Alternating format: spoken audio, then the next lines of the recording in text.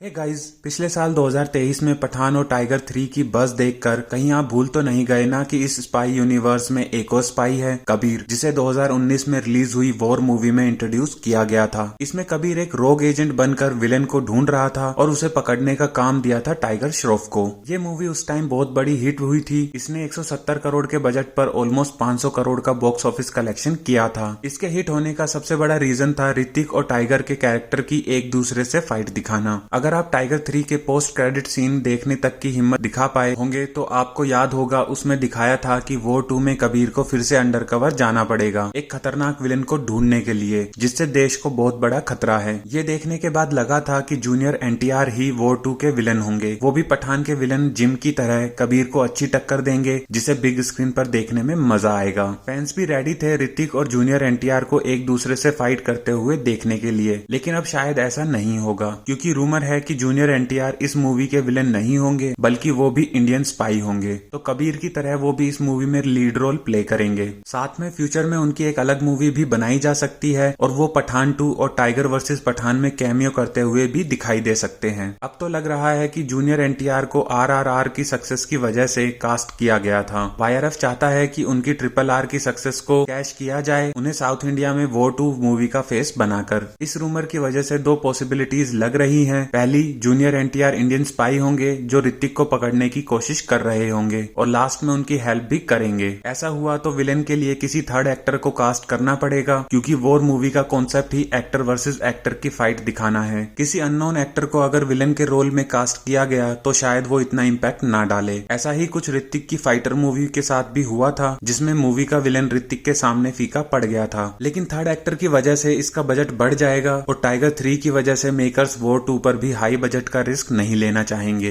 दूसरी पॉसिबिलिटी है कि जूनियर एनटीआर इंडियन स्पाई होंगे जिनके साथ मूवी में ऐसा कुछ होगा कि वो विलेन बन जाएंगे, लेकिन यही स्टोरी पठान में जिम की भी थी तो मेकर सेम स्टोरी तो रिपीट नहीं करना चाहेंगे। आपको क्या लगता है मूवी का विलेन कौन होगा? कमेंट करके जरूर बताइए। अभी एक रूमर ये भी है कि वॉर 2 में जिम को फ्लैशबैक सीन्स में दिखाया जाएगा जब जिम और कबीर दोस्त हुआ करते थे। मैं तो बस यही कहूंगा कि विलेन कोई भी हो, हमें तो बस चाहिए एंटरटेनमेंट। वैसे भी इसे अयान मुखर्जी डायरेक्ट कर रहे हैं तो वो जरूर कोई ना कोई सरप्राइज ऑडियंस के लिए बचाकर रखेंगे। ये मूवी अगले साल इंडिपेंडेंस डे पर रिलीज होगी तो आने वाले टाइम में पता चल जाएगा कि विलेन कौन है। इसके बाद अगर पठान 2 की बात करूं तो YRF ने कंफर्म कर दिया है कि पठान 2 स्पाई यूनिवर्स की 8th मूवी होगी, वॉर 2 स्पाई यूनिवर्स की 6th मूवी होगी, उसके बाद आएगी आलिया भट्ट की मूवी और फिर पठान 2। इसके लिए शायद हमें ज्यादा इंतजार भी ना करना पड़े क्योंकि इस साल के एंड में शाहरुख खान इसकी शूटिंग स्टार्ट करेंगे और ये 2025 के एंड या फिर 26 के इंडिपेंडेंस डे पर रिलीज हो सकती है। मुझे तो पठान मूवी पसंद आई थी और मैं इसके सीक्वल के लिए भी तैयार हूँ। आप भी कमेंट करके बताइए क्या आप भी जाओगे पठान का सीक्वल देखने? लेकिन इसकी वजह से टाइगर वर्सेस पठान के लिए बहुत लंबा इंतजार करना पड़ेगा।